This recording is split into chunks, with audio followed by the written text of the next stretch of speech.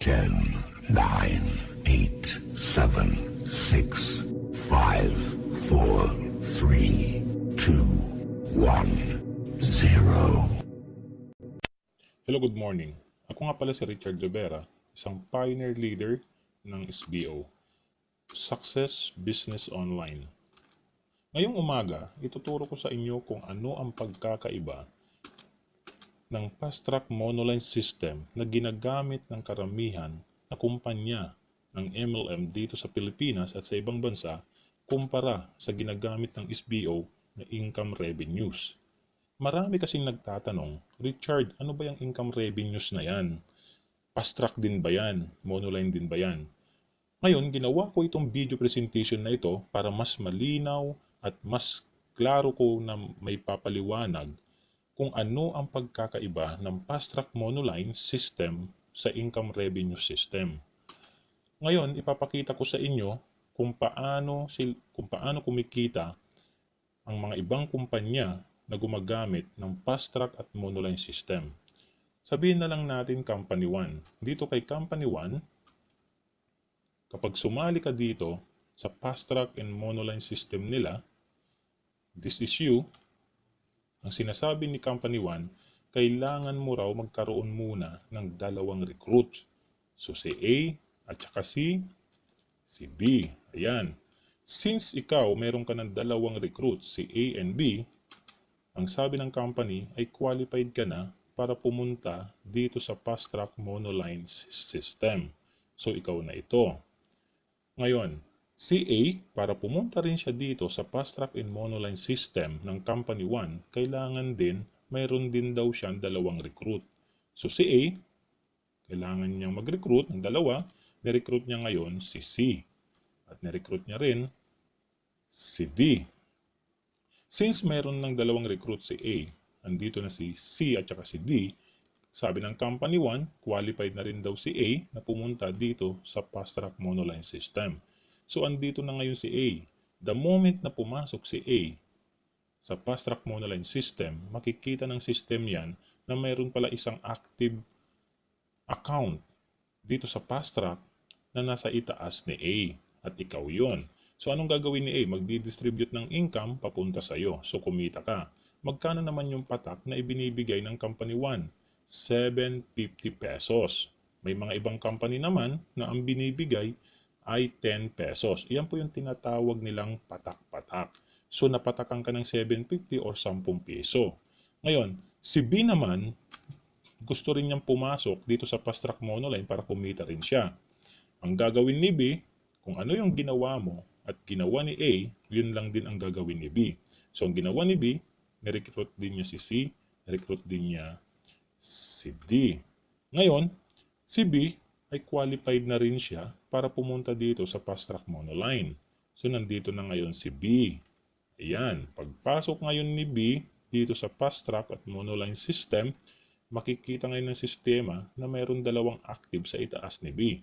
So, magdi-distribute si B ngayon ng income papunta kay A at papunta sa iyo. Okay? So, kumita ka na naman ng additional 750 or 10 pesos. Depende po yan sa kumpanya.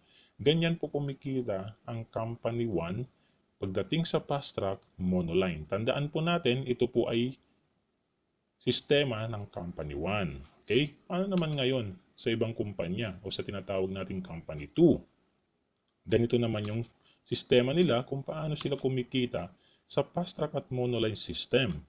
Ang sinasabi ni Company 2, the moment na sumali ka sa company nila, ang mangyayari ngayon, maski wala ka pang recruit na dalawa, okay, pupunta ka na, pipila ka na dito sa Fast Track Monoline System nila. So, andito ka na. Maganda, di ba? Bakit? Bakit maganda? Dahil, maski wala ka pang dalawang recruit, pumipila ka na dito sa Fast Track Monoline. Pero, ang tanong, active na ba yung account mo dito sa Fast Track Monoline? Ang sagot ni Company 2, aba, hindi pa. So, ibig sabihin, hindi ka pa active, hindi ka pa pwedeng kumita. So, anong ginagawa mo ngayon dito sa Fast Track Monoline? Pumipila ka lang ng advance. Okay? Now, anong sinabi ni Company 2? Paano ngayon magiging active yung account mo dito sa Fast Track or Monoline na sistema ni Company 2? Ang sabi ni Company 2, kailangan mo rin daw magkaroon ng dalawang recruit, si A at saka si B. Ngayon, since na-recruit mo na ngayon si A, pipila na rin siya dito kaagad sa fast track monoline maski wala pa siyang dalawang recruit. Napansin mo? Pero, parehas lang kayong dalawa na inactive. Meaning, hindi pa kayo pwedeng kumita dito sa fast track monoline. Bakit? Dahil ang sabi ni Company 2, kailangan daw mayroon kang dalawang recruit bago maging active yung account mo sa fast track monoline. Now, ang kailangan mong gawin, since meron ka ng isang recruit, magre-recruit ka ulit ng pangalawa. Sinong na-recruit mo? Si B. The moment na nagkaroon ka ng A and B, madidetect yun ng sistema at sasabihin sa'yo ng Company 2, qualified ka na para maging active yung account mo dito sa fast track monoline. Okay? So, ang mangyayari ngayon, si B, pagkapasok niya, pipila din siya rito. Okay? Samantalang ikaw ngayon, since qualified ka na, magiging active na ngayon yung account mo dito sa fast track monoline. Nakita mo? Okay? Ngayon, ang gagawin ni B, since nakita ng system na mayroon ng active sa itaas, gagawin ni B, magdi-distribute siya ngayon ng income papunta sa'yo. Magkano? 16 pesos. Or sa ibang kumpanya ay 20 pesos. So, depende sa kumpanya yan kung magkano ang binibigay. Okay? Ngayon, pagdating kay A, sasabihin naman ni A, paano ako? Bakit kumita siya? Bakit kumita ka? Ako hindi. Dahil, ang sabi ni Company 2, hindi ka pwedeng kumita kapag inactive ka. So, anong kailangan gawin ni A para maging active, para kumita rin siya? Kailangan rin niya mag-recruit ng dalawa. So, si A, nag-recruit siya. Recruit niya muna. Si C ngayon, pipila na rin siya ngayon dito sa fast track monoline system. So, andito na ngayon si C. Ayan. Pagpasok ni C, nakita ni C, mayroon isang active sa itaas at walang iba kundi ikaw yun. So, ang gagawin ni C ngayon, magdi-distribute na naman siya ng income papunta sa'yo. Si A and B, hindi mo na mabibigyan o hindi mo na mapapatakan. Bakit? Dahil wala pa silang dalawang recruit. Now, ang gagawin ni A, i-recruit siya ng pangalawa dahil gusto niya na maging active, ni-recruit niya ngayon si D.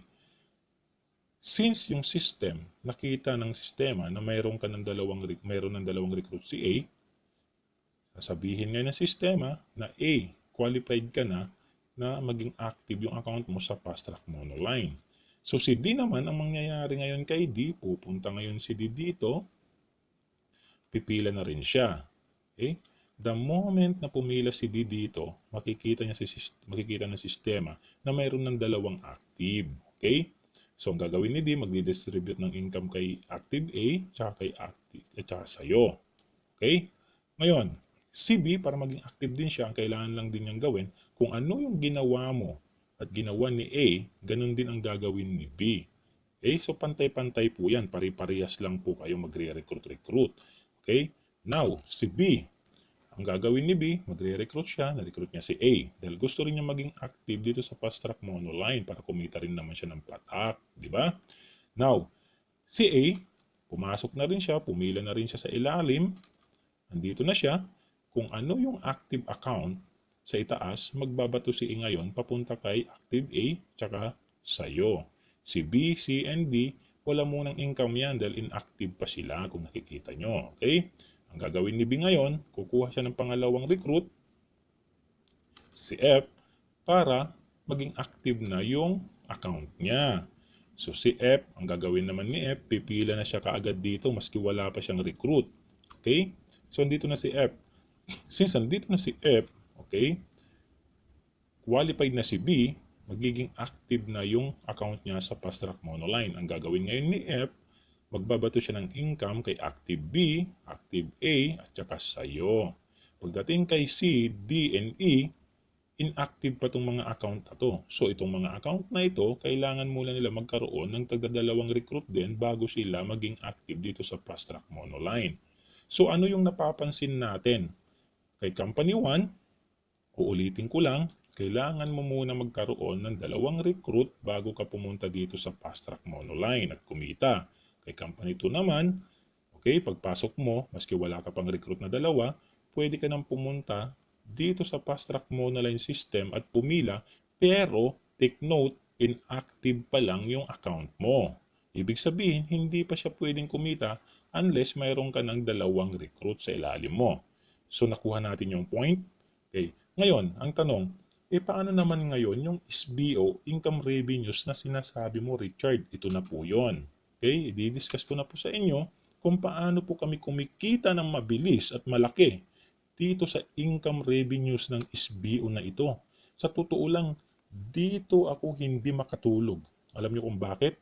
Pagkagising mo pa lang ng umaga, may income ka na naman. At ipapakita ko sa inyo kung sa ibang kumpanya ay patak-patak. Dito sa income revenues ng SBO, yung patak ko sa kabilang kumpanya, dito po ulan na. Oo, totoo nga ba yan, Richard? Opo, totoo po yan. Ito, ipapakita ko po sa inyo para makita nyo po kung ano po yung pagkakaiba ng SBO income revenues sa fast track monoline na ginagamit ng ibang kumpanya.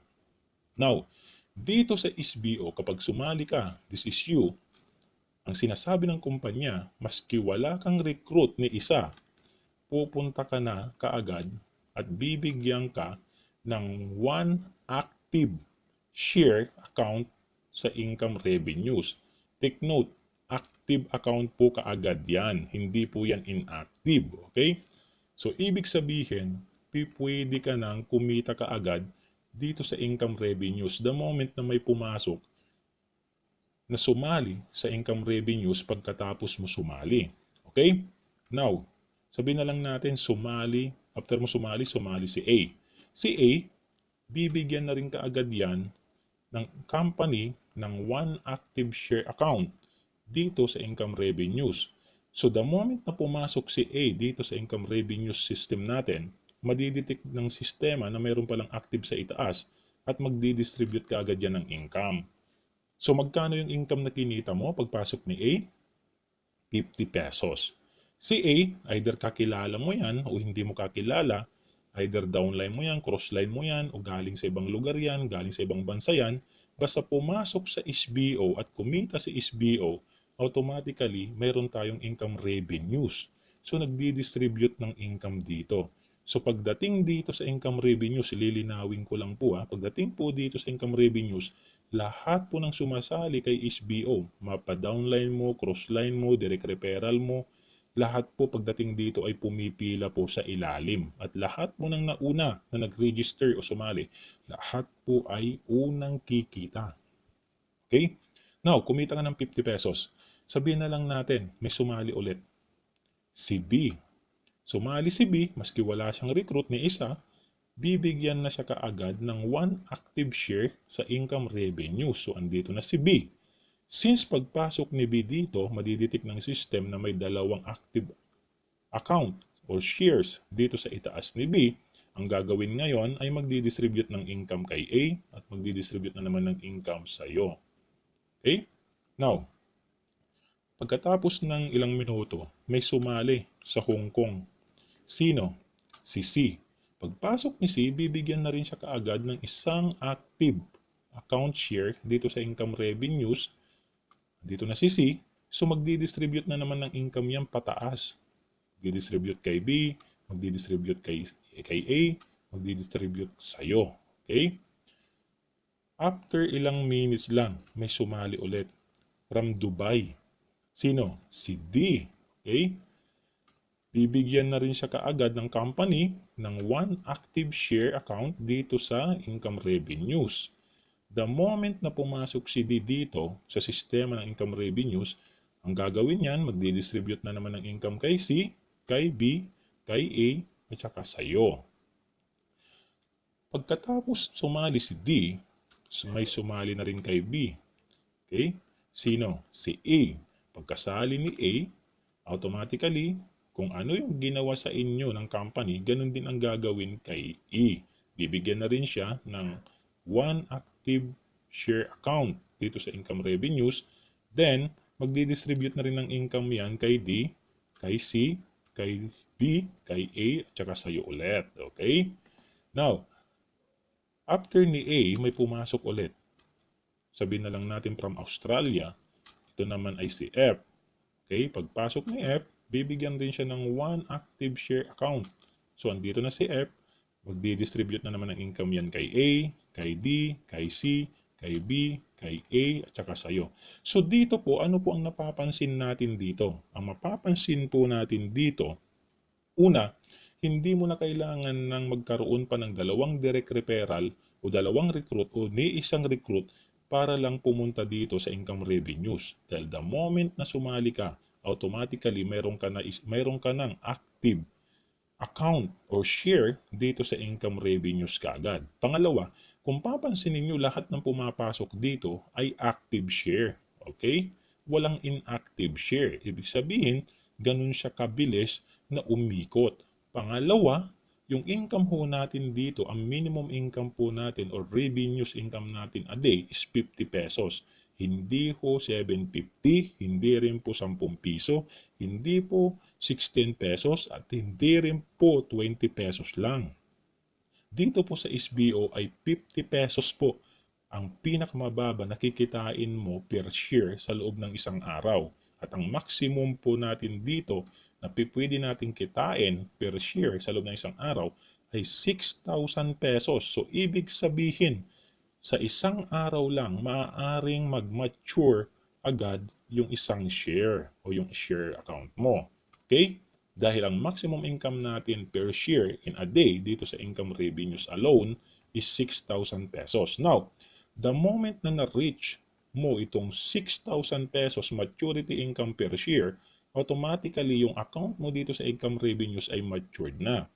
Ang tanong natin ngayon ganito, Richard, paano ngayon kung matured na yung account ko sa income revenues? Hindi na ba ako kikita? Ops.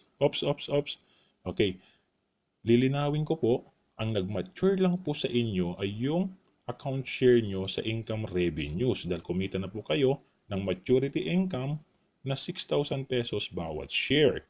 Okay? Pero yung account nyo sa SBO, yung tinatawag natin P-Plan account, okay, ay patuloy pa rin yun na kumikita. Dire-diretso pa rin kumikita dito.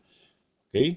Sa susunod ko pong mga videos, ipapaliwanag ko po sa inyo kung paano po tayo kumikita sa ibang mga pamamaraan kung paano tayo kumikita dito sa SBO. Katulad ng Consumers Plan, katulad ng VIP Interest Plan, katulad ng Affiliates Plan. Okay? So, ang kailangan lang po natin gawin ay mag-subscribe sa mga videos ko at panoorin po natin yung mga susunod kong videos. Marami po tayong mga susunod na videos in line na gagawin. Okay? So, para naman po sa mga interesado na gusto nang kumita dito sa SBO, ang dapat lamang po natin gawin ay add nyo po ako sa Facebook. Okay?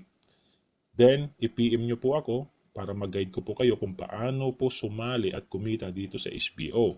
Kung ayaw naman po ninyo mag-PM sa akin, maaari naman po kayong tumawag sa akin sa personal number ko. Okay, pakiusap lang po. Huwag na po tayong magte-text dahil hindi ko po kayo masasagot through text. Kung gusto nyo ako makausap, mas maigi po, tawagan nyo na lang po ako. Dahil sa dami po ng inquiries everyday, ay nako grabe, hindi ko na ho maasikaso pa na replyan kayo through text dahil sa inbox pa lang, sa Facebook pa lang, umaapaw na po ang inquiries. Okay? So, maraming salamat po sa panonood dito sa video na ito at sana ay natuto tayo kung ano ang pagkakaiba ng SBO income revenues sa ibang company na gumagamit ng fast track monoline system. Okay? So pagpalain po tayo ng poong may kapal. Hanggang sa muli, panoorin po natin yung mga susunod kong mga videos. Maraming salamat po and God bless at more earnings to come.